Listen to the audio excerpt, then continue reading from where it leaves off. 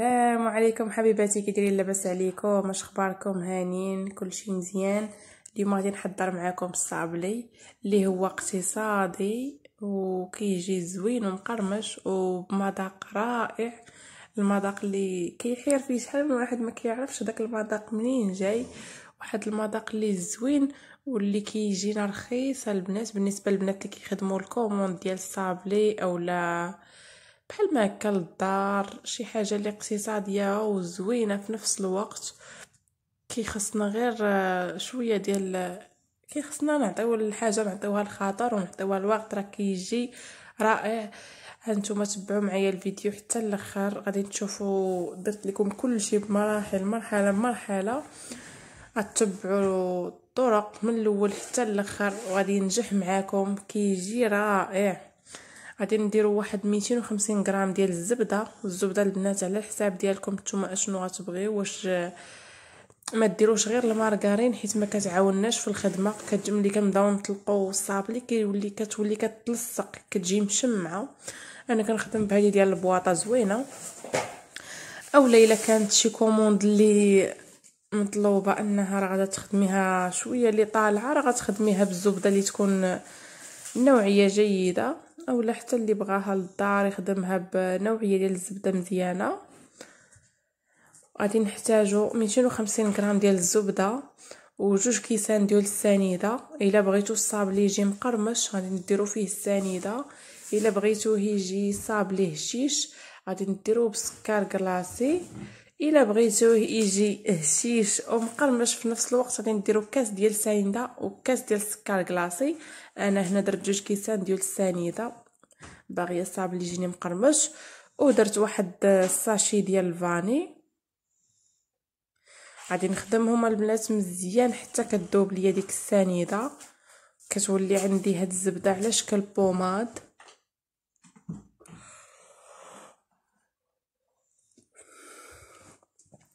شوفوا البنات الشكل ديالها كيفاش داير ومازال كنخدمها.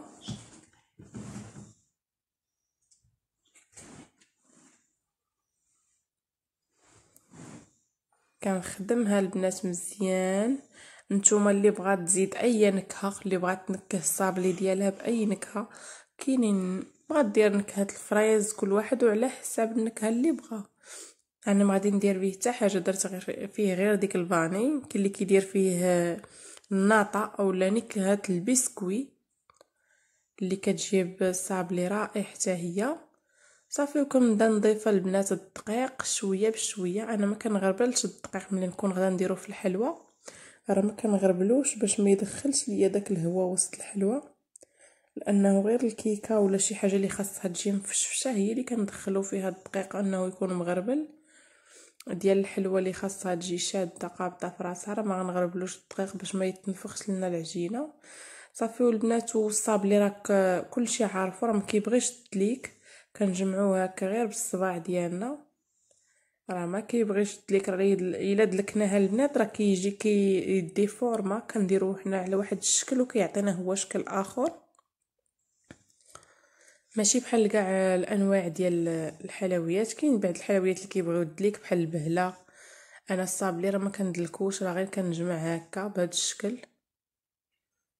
صافي وغادي نستمر حتى غادي نجمعو. راه ما فيهش الخميره البنات، راه الخميره راك الا درتو شي صابلي فيه الخميره راه لاحظوا راه ديما كنديروا الصابلي في واحد الفورمه والخميره كتعطينا واحد الفورمه اخرى.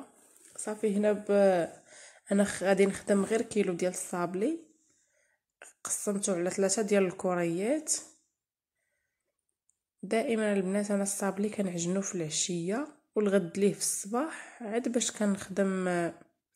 باش كنخدمو كيبات في الثلاجه لتحت، حيت هو قد ما بقى البنات في الثلاجه راه كيعطينا الطوع في الخدمه. صافي انا كنت هنايا موجده دوك البلاستيكات، غادي نخشيه في البلاستيكات ونديرو في الثلاجه. انا درتو هنا غير 4 السوايع، كنت مزروبه به، خليته غير 4 السوايع، درتو في المجمد الفوق، درتو حساب شي ساعه في المجمد. صافي وهبطتو للثلاجه لتحت، كمل 4 السوايع وبديت خدامه به. هنا البنات راه سرحت هذا المقطع جا قبل. ملي نطلقوا الصابلي ديال العجينه ديال الصابلي وكنهزوا ديك الموشيفات اللي صايبنا وكتبقى لنا هاد الكسور، ما كنجمعوهمش ونردوهم البنات للثلاجه اولا كنمعكوهم بالكف ديال الايد، لا كنجمعوهم غير بالميكا وكنزيدوا عليهم واحد طريف ديال العجينه يكون ما مخدومش بحال ما هاد الشكل اللي درت انا، وكنخلطوه معاهم كنحطوه غير فوق منهم. والصابلي راه ديما معروف كيتخدم وسط جوج بلاستيكات اولا ورق الزبده، حيت ما غاديش نقدروا نخدموه نيشان فوق الطابله اولا، دائما كيتخدم وسط جوج بلاستيكات اولا ورق الزبده من الفوق ومن التحت. صافي البنات، وغادي نبدا كنطلق الصابلي ديالي ونشكلو على الشكل اللي بغيت. انا درت الدميعه، درت الشكل ديال الدميعه ودرت الشكل ديال لاباني ودرت واحد مربع اللي غادا ندير فيه التاج.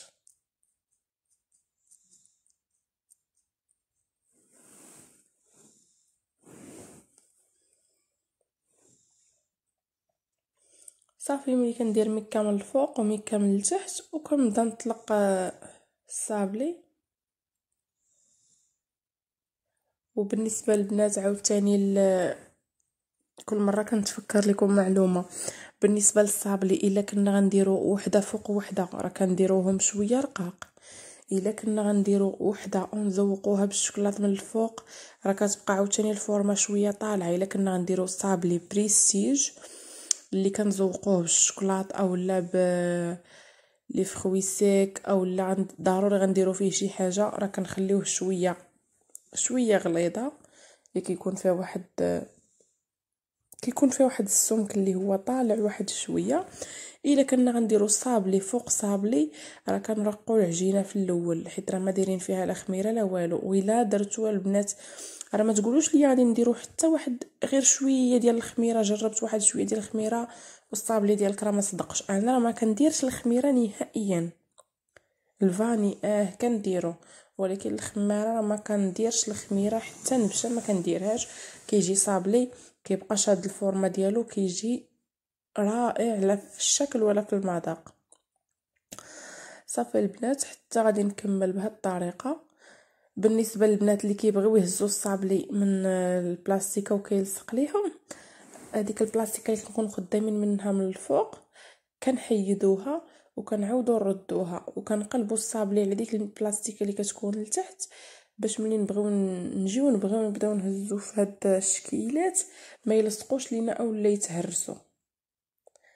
صافي غادي نكمل بهاد الطويبع ديال الدميعه حتى نكمل. ملي كنكمل كاع العجينه ديالي عاد باش كنبدا نهز باش ما نبقاش انا كنقطع وانا كنهز باش ما نضيعش العجينه.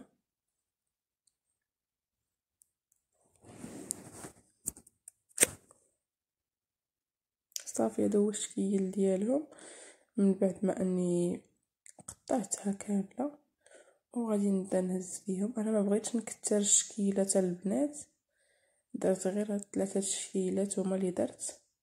كناخذ هاد الباله كندوزها في الفورس وكنسوسها باش كتعاونني على باش نهز الصابلي ديالي ونهزو مقاد وما كتضيعش ليا حتى العجينه ديال الصابلي. في كل هزه كنهز كنغطسها هي في الدقيق وكنسوسها مزيان وكنهز بيها.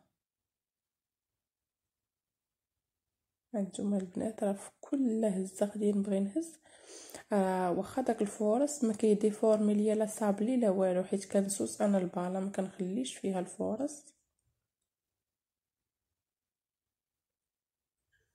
اللي بغى يستغني عليها تقدري تقلبي غير الميكا بالجنب وتهزي اولا ديري موس اولا اي حاجه راك تقدري تهزي بها، ماشي ضروري تكون عندك هاد الباله ديال كتكون مع المقيلات. هذه انا كتعاونني البنات باش نهز. وخلاص اللاطه راه كان ضروري ما نفرشوا ليها ورق الزبده. انا هنا ما كانش عندي ونسيت اني راه ضروري خاصني ورق الزبده للصابلي. هذا البنات راه درت هذاك الشكل ديال الكورني صافي. و ملي درت داك الشكل ديال الكورني كل واحد غادي نحطو في جهه. الفرانه البنات كنشعلوه كيكون دافي وكنقصوا عليه البوطه باش الصابلي كيطيب على خاطرو، ماشي كيطيب لنا بالزربه كيتحمر من التحت وكنهبطوه يتحمر من الفوق ومن الداخل كنلقاوه باقا فيه الرطوبه. خاصنا يكون الفران دافي شويه وكنقصوا عليه الحراره وكنخليوه حتى يطيب لنا من التحت وكنردوه مع البال، حيت راه الصابلي راه فيه الزبده وعارفين الزبده مع العافيه راه بالزربه كتلهب لينا الحلوه. صافي غادي نكمل الشكل. درت المربع ودرت الكورني ودرت داك الشكل ديال الدمعه. هادو هما الشكيلات البنات. غادي يكون الفران عندي دافي، غادي ندخلهم المده ديال 21 دقيقه هكاك. الفران ناقص تحمروا من الفوق ومن التحت.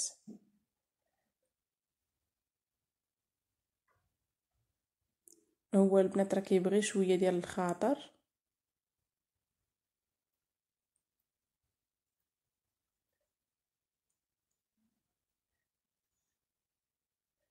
صافي البنات، هذا من بعد ما خرجته هذا هو الشكل النهائي ديالو. كنتمنى ينال الاعجاب ديالكم ان شاء الله وتجربوه، راه كيجي في المذاق زوين زوين بزاف. وخديت الدريساج زوقته غير بشكل عادي، درت الشوكولات في دوك لي موتيف ديال الشوكولات، وهذا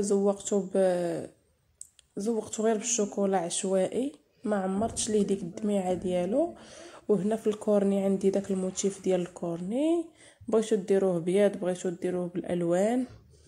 وهنا عندي داك التاج حتى هو درتو في هذا الشكل ديال المربع.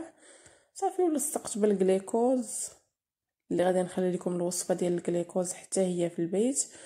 وكنتمنى البنات ينال الاعجاب ديالكم هذا الفيديو، ما تنساونيش من لايك.